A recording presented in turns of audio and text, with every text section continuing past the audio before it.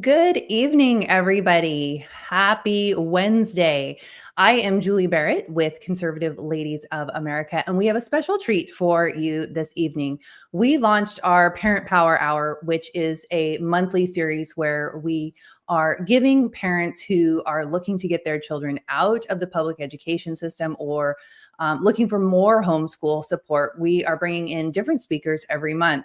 We started this in June and we had an amazing homeschool mom. She is a single working mom of two that makes it all work. And we are recording these sessions. We were doing them private and recording them to bring them live to you later. But somehow that recording got lost. And so I asked her if she would come back because her story and all of her information is really just so relevant and powerful for parents who are considering exiting the public schools or just need extra homeschool encouragement and support. And so she has been gracious enough to join us again this evening. So this isn't a Parent Power Hour, but it is a special live stream for you tonight for parents who are, especially for parents who have children in public schools and are seeking a solution and thinking that maybe homeschool is the option. So tonight I am joined by our Conservative Ladies of America Programs Director, Joy Jersvald. Joy, Hi, welcome Julie. tonight. Joy is our education kind of expert on our team. She really has a heart for education. She is a former educator, homeschooled her own children for a bit of time, and really wants to help parents really have that educational freedom. And so Joy, I know that you and AnnMarie are connected before you came on board with Conservative Ladies of America. So if you want to share any of that with our audience, that would be great. Otherwise, maybe you can just bring AnnMarie on deck for us. Fantastic. Thanks so much, Julie, for including me in this tonight. I am so excited to introduce my friend, AnnMarie Adams. I'm not going to steal any of her thunder sharing how she makes homeschooling work, but I will tell you, I like to joke and say that she's a unicorn. Somehow, even though people tell her that she should not be successful with homeschooling because she's a single mom and she works full time and the kids are in dance and drums and youth group and church, she makes it work. And she does so beautifully, and it's kind of magical to watch how she makes it happen. And her experience won't look like everybody else's experience, but I am lucky enough to have been shoulder to shoulder with AnnMarie the last few years on the front lines here in our own county. So without further ado, my dear friend AnnMarie Adams, take it away, my friend. Hi, so my name is AnnMarie Adams. I am a mom of two. Both of my kiddos are adopted from China. My son was adopted at the age of 4, my daughter at 8.5 months old. They are currently 16 and 15. So we have driver's ed going on as well as homeschooling, and mom gets to be the teacher of the driver's ed along with the local driver's ed stuff. But so yeah, bravery maybe with my daughter driving. And my background is in special education. So I am a certified special education teacher, birth to 21. I work currently in early intervention, birth to 3. And my kids decided that they couldn't do the hybrid option in 2021. Is it good? Okay. And okay. And I had to figure out a way to do it. So that's what we did. We just figured out a way to make this happen because it was what was best for my kids in the moment, and it continues to be.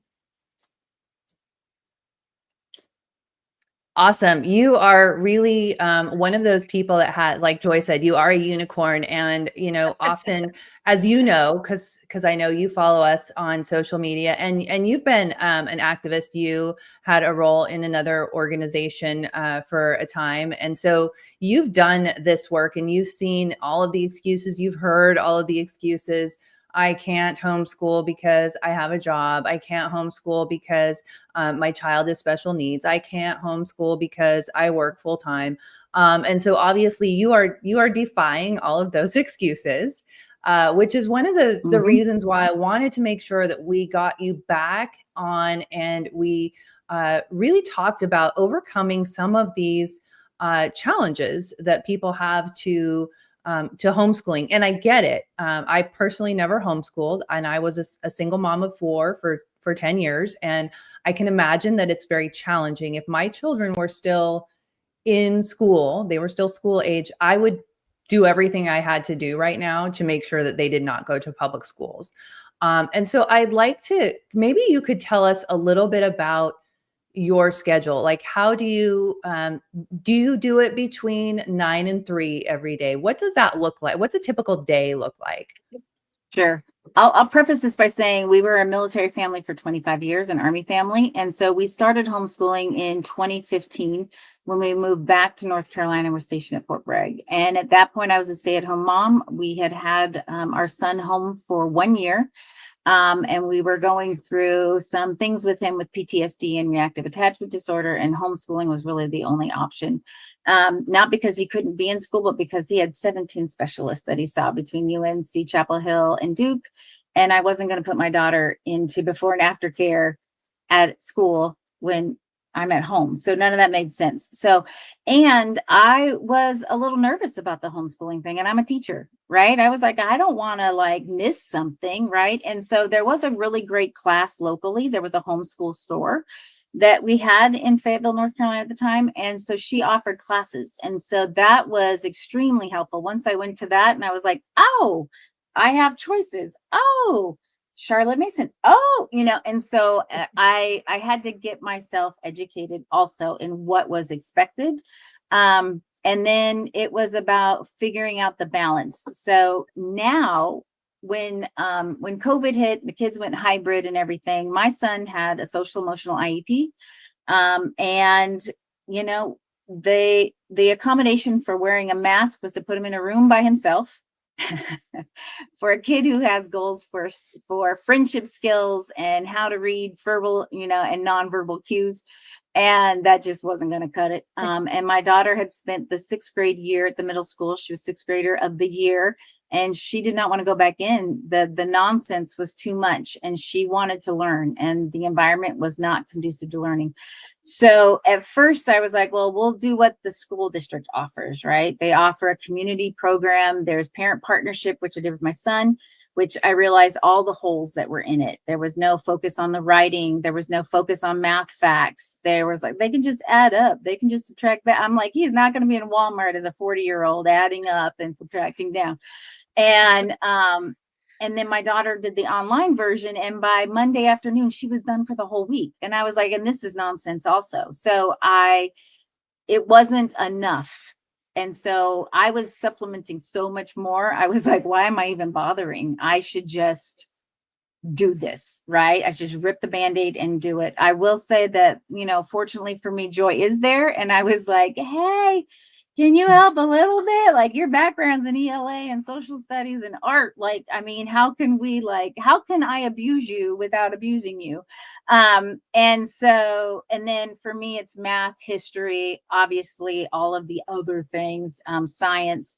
And I mean, we spent 2 years on US history, digging in, because we had that foundation of being a homeschool family before, but also I emphasize teamwork in my family. We have to work as a team, or else we're never going to get things done. And I don't want to spend Saturday cleaning my house.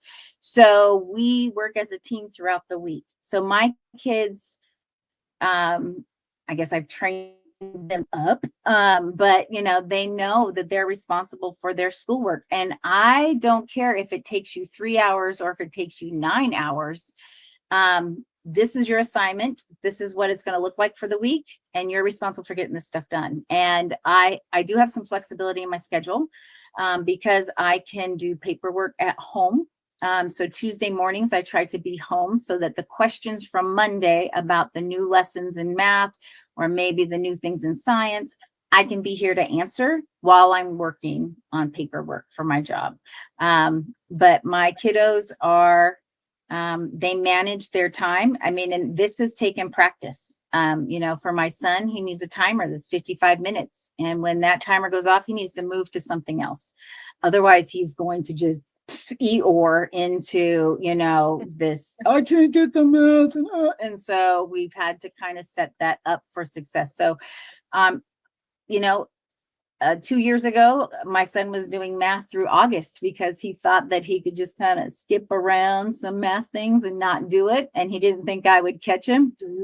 And so, that was a life lesson. I believe in natural consequences. And that natural consequence was, well, you still get to do the math. So, and you can do it through the summer because we homeschool. So, that really helped him for last year because he really stayed on task for math and understood it. He's getting ready to start algebra. My daughter's getting ready to start pre-calc. And I will push a product, Demi. I love their products. And so the Math You See program is fantastic. It's great. It's got the lessons. I actually told one of the curriculum directors here locally for a school district that they should record the teachers teaching so that parents can go back and watch those. They did it during COVID with the Google Classrooms. Right. And that way the parents can see how math was done, right? So that they can help reinforce that at home. Well, we have DVDs and online support through Steve Demi. And it makes such a difference because my kids can go back, rewind. I didn't understand that. Or if I'm looking through their math going, okay, you completely missed something. Let's go back, figure out where you missed it, and let's go relearn it because muscle memory is important, but you need to learn it right the first time. So, there's a lot of things that I juggle, in order to make this happen. But childhood happens once, Right. Just once. Right. And for me, I have advocated for families and children my entire adult life and even my teen years. And I will do anything to protect children, and especially my kids who came from a communist country who felt that they weren't worthy of keeping and were found days old in different parts of their communities. So No making me cry, AnnMarie. I love your kids. I do too. But- It's they're good kids, but yeah. They are. Well, that's such an important point, and I think at least for Joy and I, our children are all out of they're all out of high school age, and so at least for me, I won't speak for Joy, but I look back and I think, how would things be different for my children now if I had chosen a different education path for them? And I think, it's parenting can be really overwhelming, whether you're a single mom or not. And there's so many things to think about and consider. But what we're seeing in public schools right now, we really you can't ignore it. Especially in a place like Washington. And I live in Florida now, but it's astounding to me how many parents in Florida homeschool their kids. It is very common here, even though, we supposedly have the best education or, whatever, or it's not woke or whatever. But, when you look at what's going on in Washington public schools and some of these Democrat states, California, New York, that sort of thing, and they have, policies that allow children to change their gender, which we know is impossible, and keeping it secret from parents, calling them by different names and pronouns and keeping that secret from parents, and teaching them, about gender spectrum and all these things. We can't ignore it. And you make such a really good point that these kids are only going to be children once. And if we're sending them to these places where we know that they're being taught lies, we know they're being indoctrinated, what do we expect this country to look like when we have an entire generation of people who have grown up with that? And sorry, I kind of went on a tangent there, but No, but go ahead and would respond to that. piggyback that because I hear a lot of people say, "Whew, man, my kids are out. Oh man, we Right. missed that. I'm so glad." And I remind them, these are your future voters. These are your future citizens in your community, in our country, who are going to be supposedly educated enough to understand our own history accurately, and to be citizens who participate in the process of voting and being, civically active. That's not even something that's discussed. And my daughter, yes, she, we've been doing this for a while. She likes it. She jokes, well, I don't want to start school at 7:20 in the morning. I don't blame her. That sounds like a crappy idea to me. But when her friends get together here and they're talking, and my daughter adds the conversation, so many times that we will hear, oh, well, I go to public ed. I didn't know that, and they joke about it, but yet they can't have conversations about world topics, about where countries are, capitals and states in their own country. And they joke, oh, I go to public school, but it's not really that funny, people, and it's a sad commentary to me. But they see the difference. The kids see the difference between where my daughter can have a conversation, and she can have conversations with adults about current affairs. U.S. history is one of her favorite things. I took her to Yorktown Battlefield when she was 7. Oh my gosh, right? I mean, she was out, this is where we won. And I was like, well, technically, you're from China, so it's where we won. But, yeah, you're a citizen now. And I mean, she was just so excited to be out there. And she came home and wanted to make a diorama of Yorktown Battlefield. I mean, she made cannons and cannonballs and used toothpicks. I mean, like, she loves this country, and she loves Thomas Jefferson, and learning about U.S. history and history in general. I mean, the next 2 years we're booked into the Dark Ages and the Crusades, and they're like, Mom, it's not called that anymore. Okay, well then let's figure out what the new term is, and did they mess that up too? And so we get to take deep dives into subject matter. Yeah. Because that's what they love. My daughter wanted to do some chemistry classes, and chemistry, we bake. I count that as science and chemistry, right? But she found a university in the UK that does different classes, and there's a distillery class. Well, that's chemistry, and she's been taking this 8-week free class online. And she has to provide with me the syllabus, who the teacher is, her tests and the scores, and then, an overall summary, so I can put it in the file. We do testing every year. We use the California Achievement Test. They take that every year. I give Joy the results so she can see where they are in ELA. And then I have the results as well. We just spent 2 years doing U.S. history timeline. And this goes from 1900 to 2025. And every 5 years, there's 2 topics covered that happened in the U.S. Plus, there's huge units on World War I, World War II, the Pacific, and also the Atlantic, right? So 2 separate reports. They also have done Korea, Vietnam, 9/11. I made them do an entire unit on the 80s because hello, Gen X, and then 9/11, they had to do that. And so this is a lot. And they had That's cool. Yeah. And so they know U.S. history never got finished when I was going to school. We were always like, I think we stopped at Vietnam and that was it. And I'm like, there's more. There's a lot more. A lot more. And so we get to do that. We get to do the deep dives. And for me, that's the fun part, the conversations that we get to have about that stuff. May I piggyback on the, let children be children and let them have a childhood? And AnnMarie, you will probably echo this as well, because we both have been in public school education classrooms. And we have heard a lot, and Julie, I'm sure you've seen this and heard this too. My kids go to church. They have a solid foundation in the church. They're going to be fine. That isn't necessarily the truth. And even if your child comes through without getting sucked into anything, you're giving your child a job. You're making them be an adult and take on adult problems instead of just being a kiddo. Yeah. And they are bombarded between social media, school, with the violence and the lack of consequences and all of that. They are in constant battle mode, and that alone takes its toll on the best of kids. Lower brainstem. Yeah. And so you can't just think about just the lessons that you're trying to keep your children from learning. You have to look at the whole picture. Teachers are being attacked, even still today. Right. And that to see that? Is that what you want your child to see and experience?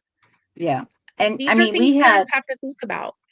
we had a national day of prayer, and the local school district opened up early, or allowed a building to be opened up early so that staff could come in.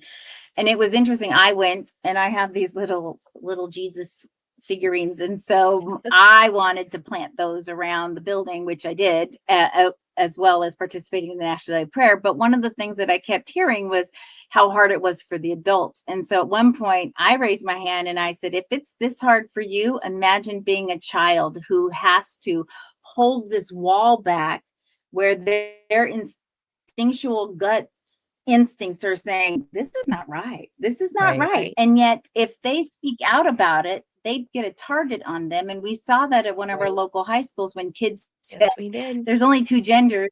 They made the shirts. You can go to Gays Against Groomers. They did a whole expo on it. And, these kids were holding the wall, and they had more grit about them in those moments than I would have at that age. I mean, they had their phones down, but recording, so that they could get the comments that they were getting about that from the staff. And, it caused a huge flurry. And of course, Seattle managed to get this self-involved by bringing over people to a school board meeting who had nothing to do with the district, to allow the sparkle farts to try and take over a meeting that, luckily we had a lot of parents. How does she really feel? I know, right?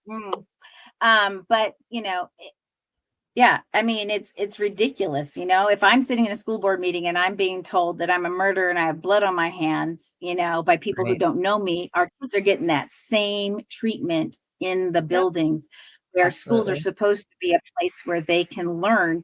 And if you're in your lower brainstem because you're in fight or flight, you're not learning anything. Our Right. goal Yeah. is to get you to executive functioning skills by your, mid to late 20s. And we cannot allow kids to experience this kind of level of insecurity and trauma. This is more than a trial, right? Everybody goes through trials, but this is intentional. And Right. this is okay. Yeah. Great So point, true. AnnMarie. I want to take a pause here really quick and let everybody know that we've got Leslie Williams in our chats. Leslie is on our leadership team. And so if you are watching and you've got a question for AnnMarie or for any of us on the panel, drop that into the chat. If Leslie can answer it, she will. Or if it's something that you want AnnMarie or Joy or myself to answer, we can do that too. My daughter, Hannah, is in the chat. And so shout out to Hannah, you lucky little dog. You should have gotten homeschooled. Actually, she's probably unlucky that she didn't get homeschooled, because she probably would be a lot better off had I homeschooled her. So please leave your comments in the chat. And for anybody that is watching this live or on replay and you want to connect to AnnMarie, please send an email to Joy at conservativeladiesofamerica.com, and she can connect you up with AnnMarie, because I know AnnMarie does, she's very passionate about it. Everybody I find that's involved in homeschool is very passionate about what they do and wants to share and encourage and help and support other families however they can. I want to ask you, AnnMarie, so a couple of things. You talked about some of the lesson plans and things that you would get up to speed on it. So it sounds like there's resources for parents. I heard you say calculus, and I'm like, oh my gosh, math is my worst subject, right? And so I would hear that and I'd be like, yeah, we can't homeschool because I can't math. Yeah. So it sounds like there's resources for that. And then I want you to maybe tackle that really quickly. And I also want to know, how has your relationship with your kids changed since you've been homeschooling? Okay, so as far as resources, so here in Kitsap County, we have quite a few homeschool co-ops and groups. We also have a teacher who left the school district, and she does a resource essentially for families where she can come into your home. She can help you do lesson planning. And, you know, she's created herself, Joy can explain it a little more, but she's essentially an educational, a federally recognized education association, and that is different than being part of the union, so we want to make sure that's separate, right? And so she has created this entity, and it is her business, and she goes in and she helps families, whether it's to get set up for how this is supposed to work, or to come in and support in a way, maybe it's teaching something, you know, and the families pay her for her time. So that's one option. We have hybrid programs here in Kitsap that have really taken off, where the kids go in for part of the week and then they're at home for part of the week.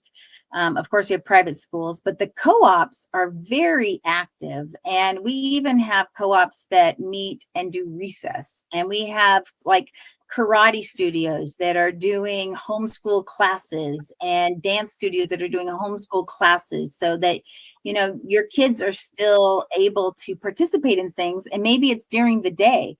You know, we were in North Carolina. My daughter did 4 dance classes all one morning, and it was a homeschool academy. And that's what they called it. And all of us were homeschool families, and that 4 dance classes. And I threw her brother in for one, because why not? And, you know, and that was part of our homeschool schedule.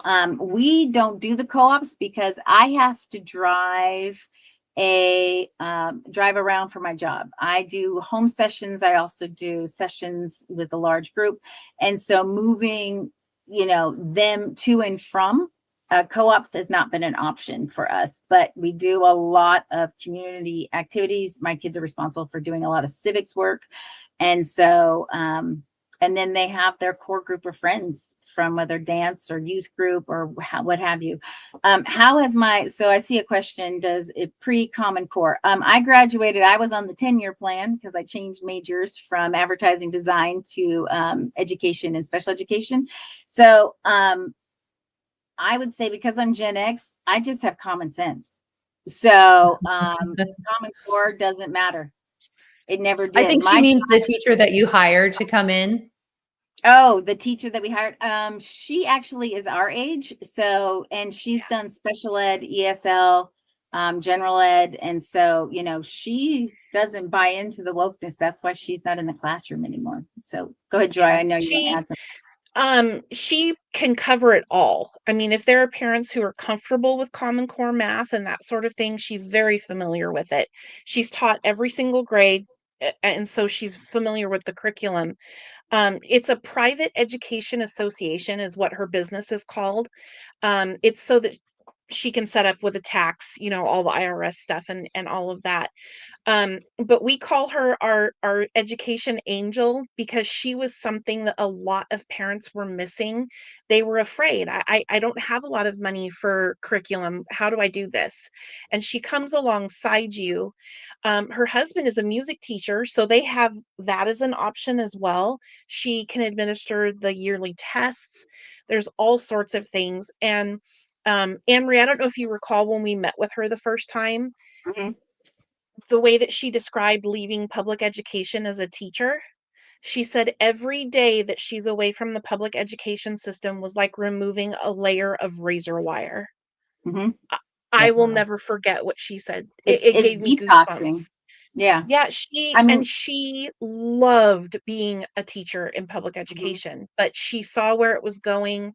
She saw how teachers were treated, especially during, you know, the toward the end of the lockdown, and she left and created something that people need.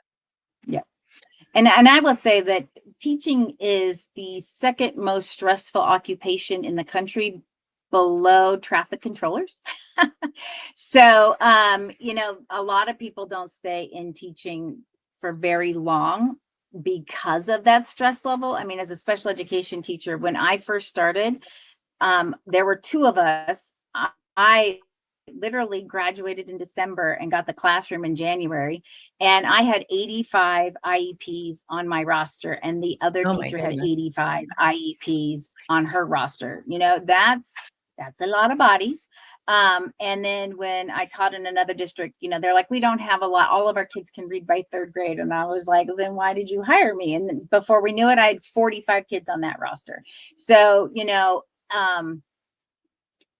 the kiddos are there, obviously, right? And parents who have children with special needs or maybe some learning struggles, right? There are ways to modify the assignments if you want to do it that way. But, if they're getting speech, OT, things like that in the classroom, honestly, you can be getting that in the community by using your insurance, whether you have, like here in Washington, Apple Health covers those services, because what's happening in the school is not billed. And really, it's not a lot of quality stuff that's happening when it comes to speech. OT is like a finger grip and maybe, a wiggle seat. And OT, a lot of people don't understand occupational therapy for children, but it helps understand the sensory processing systems, how they learn and input information. Our kids were not designed to sit and stay in kindergarten and do paperwork. And so it literally means kids in the garden. So let's get them out and playing in the dirt, right? And we have gone so far away from what our children need to learn. Children learn through play, period. And I don't care if you are a kinder or you're a high schooler, you need to have play and fun and games in your learning. And when you are homeschooling, you get to do that, because guess what? It doesn't have to be 9 to 3. Right? It can be whatever it needs to look like. So maybe it's in the evenings that you're doing it. Maybe it's on the weekends. A couple years ago, we did a whole thing on Day of the Dead, and I had my kids doing research. I had them looking up recipes because we were going to have a Day of the Dead meal. We celebrate Chinese New Year. Obviously, my children are from China, so we keep that cultural piece, but there's so many parallels to those two celebrations that I wanted us to try that. And then we spent a Saturday night making the food. Let me tell you, homemade horchata. Oh my God, so good. and then watching a couple of YouTubes, but one specifically about the sugar skull art, and down in Los Angeles, the culture that came from them starting to celebrate that more openly. I mean, that art is beautiful. And, a lot of people have misnomers, but I know my mom's like, oh, they're skulls. I'm like, do you know what they represent? And so it's an opportunity for us to be learning all the time, Right. and Right. we should never stop learning. Oh, I graduated, I'm all done, or, oh, it's 3:00, I don't have to learn anymore. I mean, you can take natural breaks when you're homeschooling. One of my favorite things was, especially when we were stationed in North Carolina, there were a couple of Army families. We all did it together. We shared once a month, we'd get together and do something, but then we also did a co-op. And we're like, you know what? Looks like a great beach day. The kids were doing their schoolwork in the vehicles while we were driving out to, Carolina Beach, and we would stop at Wake and Bake Donuts and get that. We would be out on the beach. We would stop at Biddy and Bo's. If anybody knows what that is a fantastic little business that got started by a mom who had 2 children who were born with Down syndrome, and she's created an entire coffee chain that allows for adults with developmental disabilities to have jobs and get job training. I see a question in here. How does one afford to homeschool? Well, I'm a single mom, so I am doing that right now. I buy the math curriculum. I bought the ELA grammar curriculum for Joy to use, and so she's using that as she needs to. That was a one-time purchase. How much is something like that, just out of curiosity? Well, I will tell you, I just bought my son, because my daughter's already done algebra. I don't have to buy the teacher stuff for that. So I just had to buy the workbook. And then I had to buy her pre-calculus stuff. And yes, I could not do pre-calculus, by the way. Like, I would not be able to teach this. This is why Steve Demme is so freaking fantastic, because he does it, right? And I love the way he teaches it. He started his company because somebody told him that his son born with Down syndrome would never be able to do math. And he was like, that's a lie. And the way he teaches math is the way we all should be learning math. And it was the way I was teaching math to kids with special education, learning disability needs, and making it make sense. Math doesn't have to be hard. Common Core makes math stupid. I mean, there's no reason for a math problem to take up a whole page. I mean, that's just absolutely mind numbing. And it makes children feel like this is so hard because they've made it look and feel so hard. And it's not, it's patterns and it's rhythm. And man, when you teach those kids things like the nines with multiplication and all the little fun facts that go with that, they're like, they buy into it so quickly because they're like, I didn't know that. And you're like, I know, right? I mean, it's getting them to buy into the fun. And then I do a lot of my stuff online. I vet the sources. I also have my kids participating in looking up the sources. My son was doing his report on Vietnam, and I asked him to look up Jane Fonda because I just was curious. And he was like, Mom, she's like a hero. And I was like, oh, yeah, let's check out some other sources, shall we? And then when he went diving, he was like, oh my gosh, like she was on the, I'm like, yeah, okay. So, and then the question and the discussion became, so why do we have to vet? Why do we have to have discernment when we are looking online for content, resources, and information? They're responsible for using the library too. Yeah. I think, correct me if I'm wrong, AnnMarie, but I want to say the ELA stuff all told was under 100, wasn't it? For the teacher I believe so, book, yeah. And it's like 3 years workbooks, worth 2 of, workbooks. 3 Yeah, years worth of. exactly. That Okay. isn't something that you're going to have to spend all of the time. And there are nonprofits out there who offer scholarship opportunities for people who homeschool.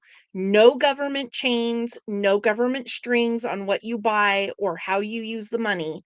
It's, I need help. You can also reach out to us at CLA. We have a lot of vetted, wonderful family-focused resources that we can connect you with, and we can connect you with AnnMarie as well. AnnMarie and I have the benefit that because we've been teachers, we feel very comfortable writing a lesson. We feel very comfortable vetting resources and looking at things. And we can share that with you. That we're happy to help. And come alongside and empower you. I think I'm glad someone asked that question, because the people who want to keep your children in school and tell you that you can't do this are going to tell you you can't afford it, and they're lying. They're lying Well, to you.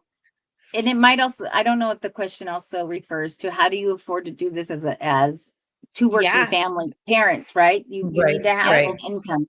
And so that's where looking at your schedule and going to, well, do I have to do this Monday through Friday, 9 to whatever? Like, what are my other options to teach us? Because I used to tell family, and I still do, you didn't teach your children to potty train Monday through Friday, 9 to 3, and be like, okay, Saturday, Sunday, we're not doing this, Right. Yeah. And same with any other thing that they were learning. So you have always been your child's first teacher, always. And nobody will know your children better than you and your spouse that helped build them, right? You can't sell them on eBay. You made them. You have to sell them on Etsy. I can sell mine on eBay. I adopted mine. But you made them. You know them. And the thing is you asked about relationships. And I've got a spicy child, and she has always been a spicy, strong-willed little girl. And now she is a 16-year-old who is the same. And I will say that when I started teaching, I started using parenting with love and logic, teaching with love and logic. For me, it works. It's love, it's empathy, it's humor. There's some sarcasm in there. It really works well for me. And so I have worked really hard with my relationships with my children. And, last night I ticked off my 16-year-old, and, not sorry. And so, it was a come to Jesus conversation about some things that I had asked them to do in August to get ready for the school year. And she loves to be a procrastination patty, and she did not get them in. And I'm like, this is not how we're going to do this. And, you are a junior in high school. You are 16 years old. We are doing driver's ed. You want to be accountable. You want to be responsible, but yet I don't have this stuff that I asked you to turn in on the 22nd of August. So to me, this is, you're not respecting my requests for you to have deadlines. And when you don't respect my requests, then what you're telling me is I don't have to give you the things that, like dance. You don't have to go to dance. I can make sure that doesn't happen. And of course, that was not what she wanted to hear. But again, it was a little come to Jesus conversation about, listen, I've given you some things just to get started over these last 2 weeks, and you're not doing it already. And I'm not doing it this year. I'm not even going to be doing it. And of course, her brother was doing the same thing. And I'm like, and where's your stuff? Because of course he's over there. I'm like, don't you hurt me. Where's your stuff? Because you didn't hand it to me either. Oh. And You the know, joy and of so the joy of what you're doing is that you get to be a family in the midst of learning, and you're not having to peel away the layers of everything that happened that day in school or that week in school, or, you know, anything like that. All the extra noise that comes is absent, which is huge. It yeah, heals your family. It heals your children because they're under a constant yeah, barrage from every angle. and And yeah. that's one of the joys of homeschooling. I love it. And by the way, her kids get spicy with me too, but they know Joy is not going to take it either. So Well, and it's I did good. have go ahead, Julie.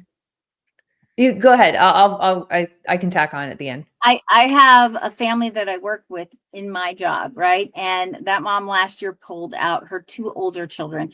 And we talked about how hard it was. And literally it was a detox. You know, I mean, she needed 3 months just to detox her kids from that classroom environment. And then she was also pulling out the red dye and the foods and things like that, because her kids have gotten diagnoses of different things, you know. And I've been working with this family for almost 3 years. And so, you know, I've shared a lot of moments with them and worked with them almost weekly. And, you know, watching the transformation, especially from the middle one, you know, and having her, when my first day in their house, they got a phone call from the kindergarten teacher. That kindergartner had been suspended 5 times, and it was April. And I'm like, kindergartners shouldn't be suspended. First of all, like, really, what is she doing? And she literally was getting irritated because they kept giving her paperwork, and she didn't want paperwork. And so I'm like, so the 5-year-old's smarter than the adults in the room, right? As a kindergartner. And I mean, I could hear on the phone, I don't want paperwork, you know? And I was just like, she's not. And so, you know, it took 2 years, but mom pulled them out. And she and I, you know, reflecting on that detox part, is it's true. It takes some time to shake off all of that, because they literally are like this in the classroom, you know, because they're not quite sure, and their nervous system is just on hyper alert. So, And that's one of the things that Jonathan and Adriana of Homeschool Life, and they wrote the book, Kids Don't Need School. They talk about, that book. Great book, by the way. I read it a few months, I don't know. So good. Several months ago, I bought it, and before we did our interview, and it really, like, it hurt me a little bit because it's too late for me to homeschool my kids. But as I was reading it, I thought I totally could do this. But one of the things that they recommend to parents is you can pull your kid out of school and you don't have to have a plan for homeschooling tomorrow. Take your kids out, give them a break, let them, like you said, sort of detox, because there is sort of this way that children are trained to be in this, industrialized education system that's really not the way that children, naturally learn. And it's, if you know anything about the education system, and we're not going to get it in, into it tonight, but there's lots of YouTube videos and stuff about how, like, this is all planned and prepared to get these kids to, fall in line and do things a certain way. And it really stifles their personalities and their creativity and really just their whole learning style. And so it's nice to hear you talk about, just kind of, it's more free flowing is what I'm hearing you say, is that just that, and the kids. And there's multiple theories on this, right? So there's the Charlotte Mason theory, right? Which is get them out there doing, and go read the book in the park, go, paint watercolors at, along a creek or whatever. Right. And then there is the unschooling, which is just the total, opposite of what school is, right? We're just kind of out here and we're learning as we go, and we're following the child's lead. I couldn't do that. So, for me, Charlotte Mason works really well. Some parents need that rigidity at the beginning, right? They need to have it all set up and they need to have it look like a mini classroom. And then about 3 months in, they go, oh, I don't have to do it like this, and that's probably the best part, is when you watch the parent go, I don't have to do it like this. And, we could read together on the couch in pajamas, and that's learning, right? And I mean, some of my favorite memories when we were in North Carolina is we did Roald Dahl all 1 year. And so we read all of his books, and BFG is the hardest flipping book to read. And Vitches is my favorite book to read. And so, but then we'd also watch the videos, right? And compare and contrast from the books and things like that. But we would sit in my bed at night reading a chapter or two. We also read a great series, is Rush Revere's. He has a whole series, and they're all historical fiction, right? But he time travels with his horse Liberty. And I was never a big Rush Limbaugh fan. I didn't like listening to him, but man, these books are good. And they're historically accurate. And they take kids that are like 5th, 6th, 7th graders, and then this horse Liberty that talks, and it's just hilarious. And, that was part of our U.S. history unit, along with a curriculum that I found that was fantastic. And we're on the East Coast. That's where it all started. So we went and we did, so that they could be living U.S. history in Jamestown. Killian's putting on all of the armor, and he's still in that, he's only been with us for 1.5 years, and he just thinks it's great. There's a sword and a helmet, right? But, he can look back at pictures and go, oh, I was there, because he doesn't remember it in real time. But yeah. So, a lot of kids, especially kids in Washington, here in Florida, they've been in school for almost a month now, but I know along the West Coast, kids are going to school this week, and parents are going to start getting, all the forms and, all of the different things are going to start coming home. What advice do you have for a parent who has a kiddo in public school, but is really just feeling uneasy about it and is kind of toying with the idea of pulling them out to homeschool? Do you have any words of encouragement? Or first of all the forms, you probably already got them in May, right? And then they come on your phone and you can barely read them. So before you sign anything, make it big enough that you can read all the fine print, because you are signing away lots of things like medical, dental, emotional health, right? And it all sounds good, but it's not good. So, you used to be able to enroll your kiddos, and then that was it. And boom. Joy and I told parents a lot of times, when you get this gut instinct that it's time, we got to go. First of all, September 15th is the deadline to declare, technically.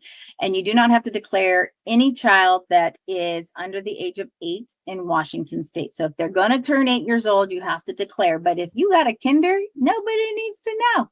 They don't need to know. And so, and just go to the parks, go play, go to the library, check out some books. I have friends that on the 15th of September, they turn in that declaration and they go get a donut. And in Washington state, you can also get free tickets to the fair. And that's what they do. They celebrate not being in the public education system by doing that, right? I bring 2 copies of my declaration because the school district doesn't want to make a copy. So I sign both and I make them date stamped. They get to keep one, I get to keep the other. But honestly, if you are feeling the itch to do this, just do it.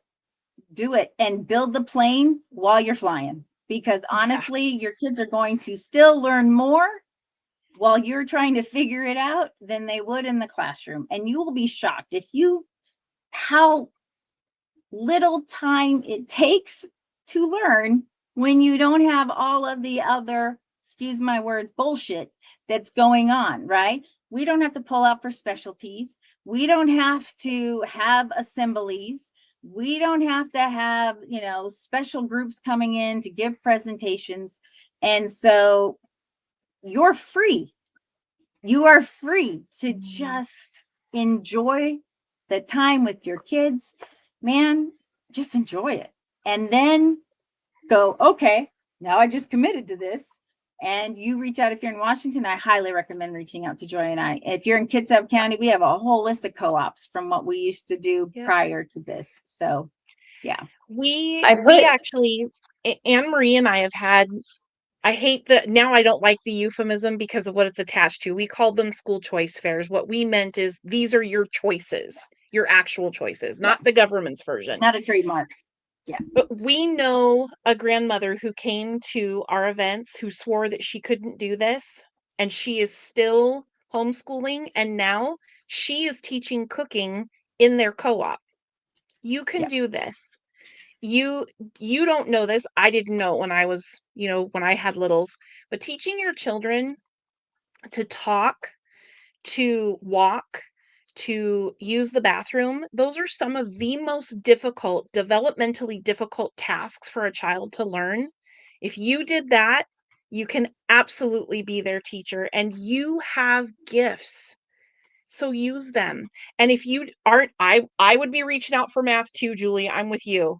But if you are in Washington and you live over in the Tri-Cities, you have the Hanford Reservation over there. There are a ton of engineers, a lot of retired engineers there who would love to help you teach chemistry, any kind of math you can think of. So use those things. That's the other thing about homeschool, is that it builds community. And that's so important. You don't have to do this by yourself. There are a lot of people that will come alongside you. And we would be happy to, like, if you don't know where to start, we would be happy to, anybody that's thinking about this, reach out, and we would be happy to connect you to try to help you find some of those resources in your area. I put this I wanted to answer Leslie's questions first. So yes, Leslie, if they turn 8 in the school year, you have to declare them. So let's say they're 7, but their birthday's in December, you have to declare them by September 15th here in Washington State. Thank you for clarifying that. I wanted to put up this comment from the Woodsman, because this is the kind of thing we do hear this a lot, is that, you have parents who are divorced, and one parent is fine with the child going to public school. They like it. And the other parent is really concerned. Do you guys have any words of wisdom there? It's such a tough one. It is. I think, AnnMarie, your situation. Well, I'm obviously divorced. Dad doesn't want them in school, in the buildings, but he also doesn't support anything. Like, there's nothing physical that he is supporting. So it is just me. But I would highly recommend looking at policy 3211 in your school district and sharing that with your spouse or ex-spouse, because every school district in Washington State has a policy 3211. They also have a policy 5050 and 5252, I think it is, or 5253. And those last two are about how the teachers have the right to have freedom of speech and expression in their classroom and do with what they want. Now, I'm old school, so when you put your car and park in the parking lot, that's where your First Amendment rights sat. You did not bring those into the classroom. You taught. But knowing these policies, 3211 especially, since he's bringing up the LGBTQ portion, that goes into huge detail as to what it is they will be doing in the classroom. If you listen to Chris Reichdell, he's made it very clear he really doesn't care what is mandated or required at the federal level. He's going to do what he wants to do. And if the money gets pulled, he's going to blame, even though there's other reasons why they're lacking funds, right? Seattle Public Schools right now is freaking out because they don't have enough enrollment, and people are like, but it's so great. I'm like, clearly it's not. Seattle parents have spoken. They are pulling their children out, whether it's because they're leaving the state or they are making another decision.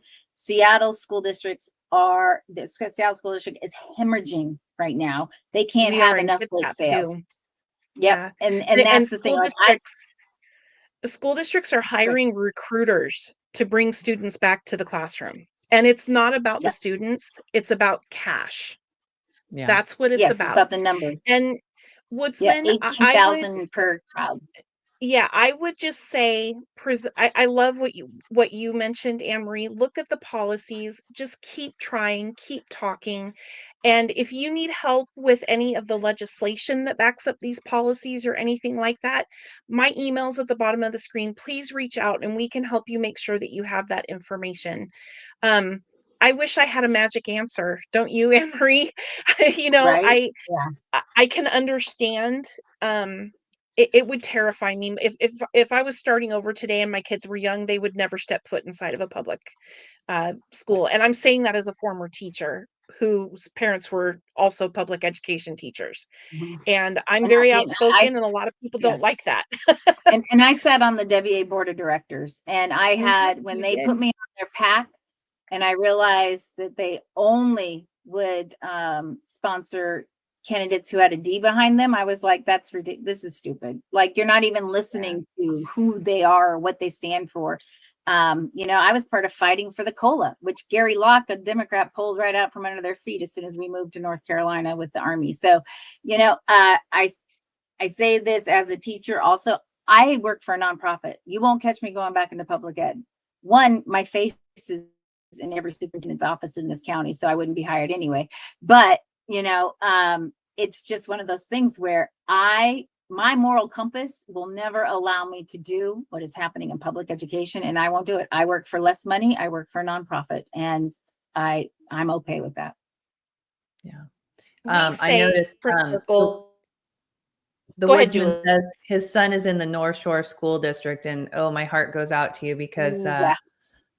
that's where we You had all of know. our disaster experiences. Yeah, My oldest is almost 30 and my youngest are 19. So we were in North Shore schools from 2001 until 2023 when we yeah, got out. some But bad stuff. so feel free, the Woodsman, if you want to connect with me as well, it's same as Joy's, but just Julie at conservativeladiesofamerica.com. And we'll do whatever Yeah. we can to help you because North Shore is not a good place. There are a few very good teachers there that we had the fortunate blessing to have in our lives, but there are a lot of really bad policies and very, very woke teachers there. So, ladies, this has been just, I know that you are going to reach people and there's going to be so much encouragement and hopefully somebody's, hopefully even just, we always say this, Joy and I say, if we just reach one parent and rescue one child, it'll be worth it. And so my Mhm. hope is that we will reach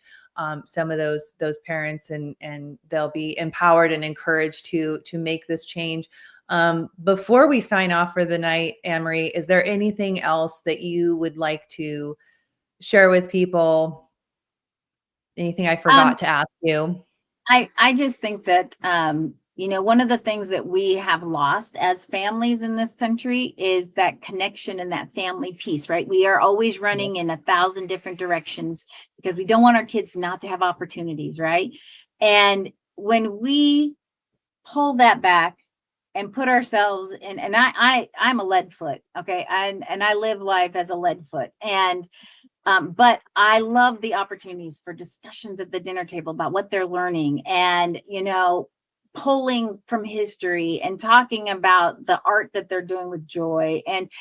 And it's a priority for me. It's a priority because I am raising the adults that are going to be in charge and that are going to raise the next generation. And I want my children to have their childhood as protected as possible. It's not going to be perfect. They've experienced plenty of things, right?